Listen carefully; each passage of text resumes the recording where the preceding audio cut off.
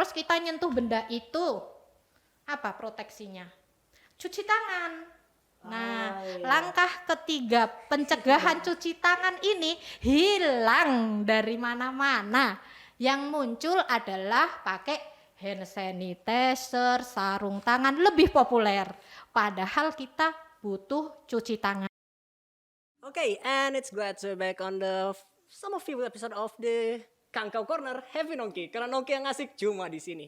Oke, untuk sekarang di studio kami yang mungkin bisa dibilang masih baru, kita kedatangan tamu spesial.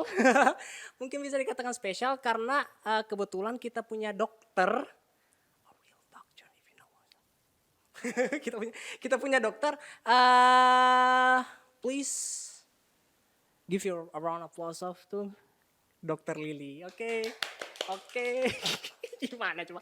Oke, kebetulan kita punya Dokter Lily di sini dan kita akan membahas seputar corona. Dan juga apa yang harus diketahui khususnya untuk para milenial yang masih di rumah mengenai corona dan bagaimana tentang menyikapi tentang corona. Oke, untuk sebagai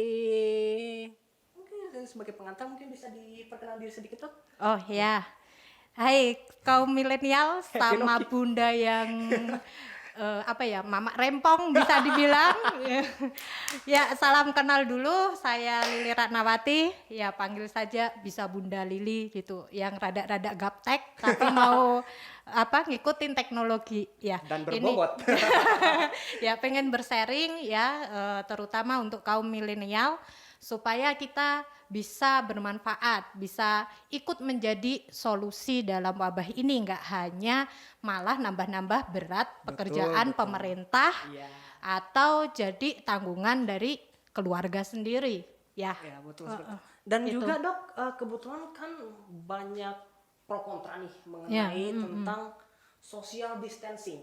Ya. Ya, kalau menurut dokter sih seberapa efektifkah social distancing yang mungkin sudah dipaparkan oleh pemerintah, tetapi mungkin beberapa masyarakat kita masih salah kaprah sih kalau menurut saya, Dok, ataukah memang begitu ataukah memang masyarakat yang salah menerka mengenai apa itu social distancing? Kalau menurut dokter sendiri? Ya, jadi saya sebetulnya balik tanya dulu ya, yang sepengetahuan Mas apa? Bintang. Mas Perwakilan Bintang. milenial. Ya, yang di kalangan milenial ini diwakili Mas Bintang ini sekarang. Nah, itu apa sebetulnya yang dimaksud social distancing itu kayak apa sebetulnya? Kalau menurut saya sih mungkin lebih jaga jarak, mungkin lebih commonnya, lebih umumnya mengenai jaga jarak, tidak terlalu sering keluar rumah atau bagaimana, mungkin lebih commonnya lah yang diketahui oleh masyarakat. Seperti itu sih kalau saya, Dok. Jaga jaraknya gimana? 1 meter. Seperti itu. Mungkin seperti itu sih, Dok. Tapi kan saya yakin bahwa di masyarakat di luar sana banyak yang berpikir sama seperti saya, mungkin seperti itu. Tapi apakah memang harus seperti itu, Dok? Atau mungkin ada treatment ataupun mungkin dikatakan perlakuan yang lebih berbeda dengan apa yang dikatakan oleh pemerintah atau? Ya, ini memang masyarakat kita itu sangat plural sekali ya.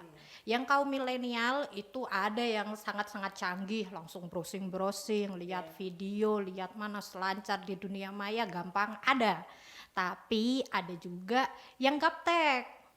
Ya, jadi aduh apa sih itu aplikasi nih Milenial itu. kok gaptek?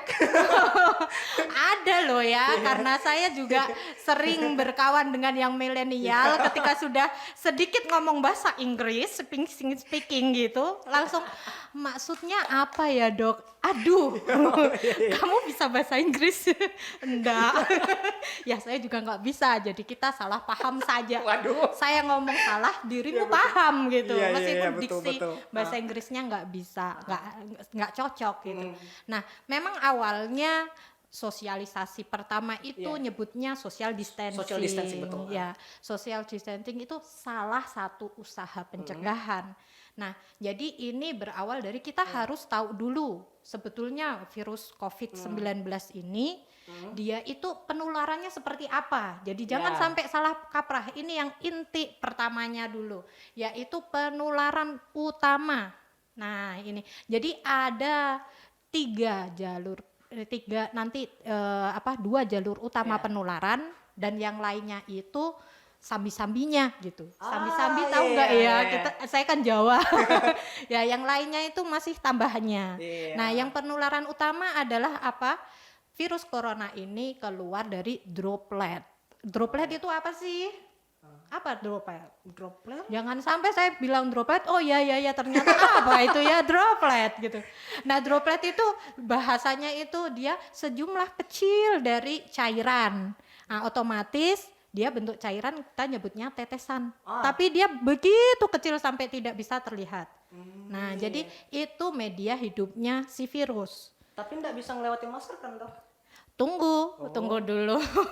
Jadi ketika virus itu ada di tubuh kita, kemudian dia mau nginfeksi itu, dia masuk ke sel dulu, ke sel inang. Nah, di sel inang, virus itu membuka kapsulnya, kemudian mengeluarkan inti dari virusnya itu, yang kalau di searching itu bilangnya adalah virus RNA, karena intinya dia mengandung untaian RNA. Nah, kemudian dia menggunakan sel inang itu untuk memperbanyak diri, mengcopy RNA-nya di-copy. Nah, terus sesudah ada inti banyak, dia juga gunakan sel itu supaya mencukupi kebutuhannya membentuk kapsul perlindungannya. Sampai istilahnya SDA-nya si sel inang ini habis. Ya, jadi kan untuk membentuk virus baru, begitu kan dia selnya mati, pecah. Nah, jadi dia si virus ini kemudian yang sudah banyak ini berada di cairan tubuh manusia. Nah, kemudian dia keluar. Makanya bisa keluar dari ketika tubuh awal masuk virus aja, kita sebenarnya sudah ada pertahanan berupa apa? Bersin sama batuk. Itu refleks normal tubuh untuk mengeluarkan si virus tadi. Nah, jadi itu juga sama. Kalau dia masih di dalam tubuh, ketika sel inangnya itu pecah, maka dia cari sel inang baru, lagi nginfeksi sel lainnya lagi. Dan itu terus menerus sampai komplikasi yang berat dan yang lain itu ya. Tapi kalau dia sudah langsung bisa keluar, itu masuk ke droplet tadi. Droplet cairannya itu di mana? Ya bisa saat orang itu bersin atau batuk. Karena kan lebih utama di saluran nafas. Nah, jadi dia sesuai batuknya tadi. Nah, penelitiannya droplet ini akan keluar saat bersin atau batuk dengan jarak 6 feet atau 1,83 meter. Nah, ini yang penyebaran utama. Jadi kalau ngomong begini, jarak. Ya memang benar harus jaga jarak di atas 1,8 meter. Biar kalau saya muncrat-muncrat, tiba-tiba bersin. Nah, itu masih sesuai kondisinya. Nah, akan sangat berbahaya kalau kemudian kita rame-rame mau cuma nongkrong gini ya, ngelihat pemandangan, aduh pakai fotografer, gitu-gitu, tapi berderet, ngantri desak-desakan, kita ke bis macem-macem, sama saja kalau enggak ada jarak tadi, tetap terekspos. Ya, betul. Nah, terus yang kedua, cara kedua adalah refleks taruh bersin kayak gimana? Batuk kayak apa orangnya? Adabnya nggak ada ya. Biasanya pasti kayak gini toh. kan kamarnya kalau khususnya kalau bapak saya kalau ngomong berarti kan gitu juga. Ya. Nah, itu kan lebih mensukseskan gitu ya. Tapi kan biasanya ya rata-rata pasti ya. Ada start line-nya dulu, preparing, kemudian ya, klimaks. Ya, klimaksnya di tangan. Kan atau batuk kan coba iklan-iklan nggak ada yang atau bersin hacim gitu, nggak ada, pasti gini hacim. Itu sinetron itu Korea halo yang suka apa-apa pasti gini hacim. Mungkin sutradara iklan kayak gitu mungkin sutradaranya dokter juga kali. Mungkin kayak iya ini nanti kalau sudah di depan kamera bersihnya begini-begini, jangan tangannya begini, tapi mungkin juga. Gimana, Dok? Ya, ketika jadi dia menghalangi bersin dan batuknya itu, otomatis dropletnya ada di tangan. Okay. Nah, inilah yang kemudian bersalaman. Nah, kan langsung salaman. Nah, tiba-tiba yang lawan salamannya, aduh gatel matanya, cekut-cekucek, aduh gatel hidungnya, ya, atau iseng-iseng mulut. Nah, tangan yang terinfeksi tadi ada droplet di situ, belum kering, virusnya masih hidup, langsung sukses masuk. Nah, jadi tadi yang pertama kan yang pertama kontak langsung, jarak dekat. Nah, ini pencegahannya apa?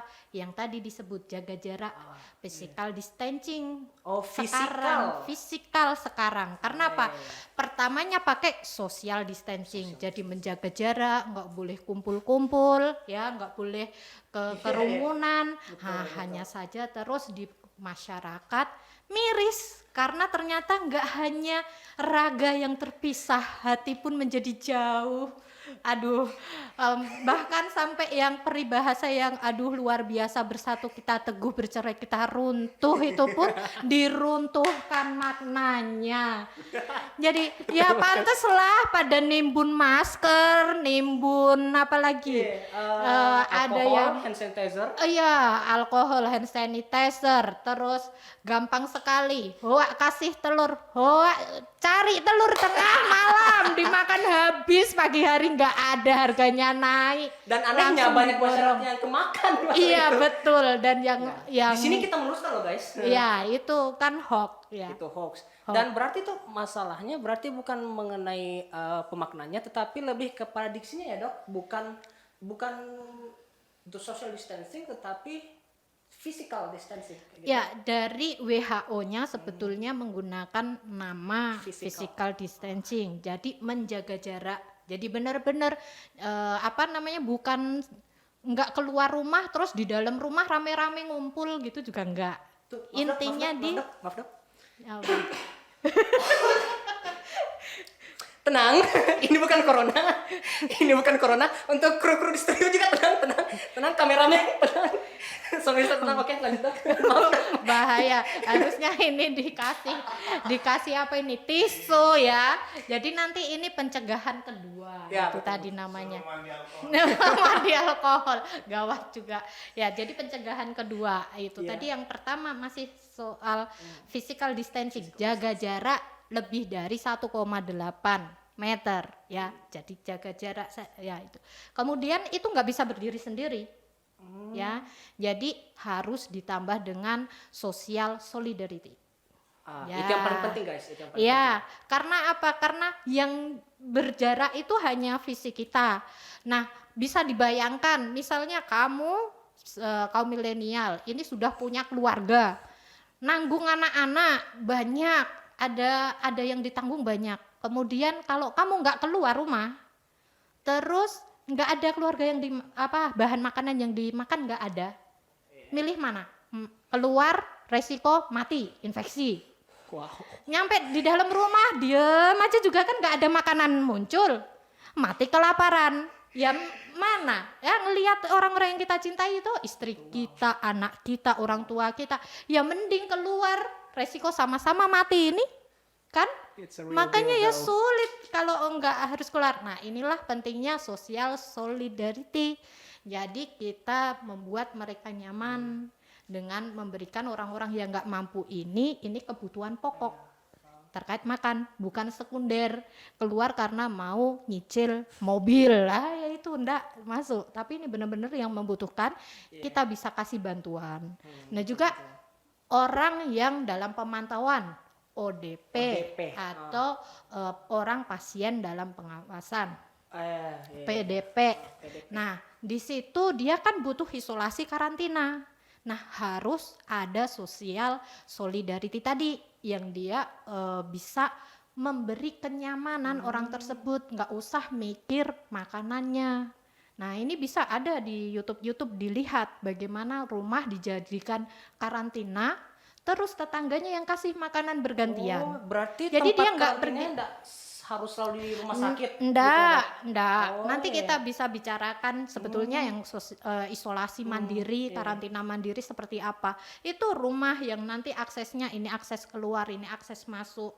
Jadi tetangganya yang bawakan makanan itu, ada yang bawakan multivitamin, ada yang bawakan susu. Nah, ini yang dilakukan ibu-ibu di RW Grand Wisata Bekasi. Jadi dia mendata sendiri, ada warga RW-nya itu yang masuk di rumah sakit sebagai PDP. Nah, jelas kan selama dia sakit, sebelum masuk rumah sakit ada yang urus itu. Nah, Oh, yang iya, urus itu ODP. Nah, ketika ini warga sudah dinyatakan PDP di rumah sakit, RW-nya ini sama-sama survei. Siapa sih yang nemenin ngerawat si pasien ini selain anggota keluarganya? Dapat 29 warga. Nah, itu kemudian didata, dipastikan bahwasannya 29 orang ODP tadi isolasi mandiri, nggak keluar, kebutuhannya dicukupi sama warga RW di situ. Yang penting dia nggak keluar, dipastikan nggak keluar. Nah, apa orangnya ODP merasa aman, tenang, kebutuhannya dicukupi. Nah, sementara yang warga sekitar juga tenang, tahu kan yang ODP nggak kemana-mana, dan setiap hari itu dilakukan pelaporan di WA, ODP nomor sekian kondisinya begini begini. Ya, agar lebih teratur. Nah, itu namanya social solidarity yang kemudian mewujudkan ketahanan sosial. Itu yang harus ditiru. Iya itu ya guys, karena yang saya tangkap gini dok, bukan berarti karena virus corona ini malahan jadi kemanusiaan kita yang terbunuh. Ya, Bukan betul. manusia yang terbunuh, tapi rasa kemanusiaan yang kita terbunuh. Ya, justru manusia yang membunuh Bunuh manusia manusia. lain karena Nah, itu yang pada nggak borong. boleh. Ya. Borong alkohol, Iya, borong masker, makanan. Ya kita yang Iya. miskin makan apa? Iya. Kan kayak gitu. Iya. Nah, Dok, masih satu tadi toh, yang iya, poin Dok. kedua. Poin Poin kedua keduanya. tadi kan dari jabat tangan, dari bersin. Otomatis tadi harus ada adab bersin dan batuk. Apa itu adab bersin? Adalah saat orang itu bersin, pakailah tisu ditutup hacim. Nah, otomatis droplet itu akan tertahan di sini. Jadi ketika batuk, bersin, hacim. Nah, ini virus ada di sini, segera buang ke tempat sampah. Kalau batuk, pakailah masker. Jadi dia nggak terbang kemana-mana. Meskipun di dalam rumah. Meskipun di dalam rumah, kalau dia sedang flu, wajib pakai masker supaya tidak menulari yang lain. Nah, ini baru pencegahan 2. Yang 3, ini yang malah tenggelam, pencegahan ketiga. Kan tadi dari 2 tadi ya. Nah, yang cara utama penularan 2 tadi. 2 itu penularan. Lain-lainnya perkara, oh ini ada benda, kemudian ada droplet di situ, bertahan di situ gitu kan. Terus kita nyentuh benda itu, apa proteksinya? Cuci tangan. Nah, langkah ketiga pencegahan cuci tangan ini hilang dari mana-mana. Yang muncul adalah pakai hand sanitizer, sarung tangan, lebih populer. Padahal kita butuh cuci tangan. Padahal hand sanitizer dan alkohol itu cuma untuk keadaan darurat ya dok? Untuk tangan yang bersih, Iya. efektivitas lebih efektif dengan cuci tangan. Ya, nanti ini akan saya bahas dulu bendanya itu apa saja sih.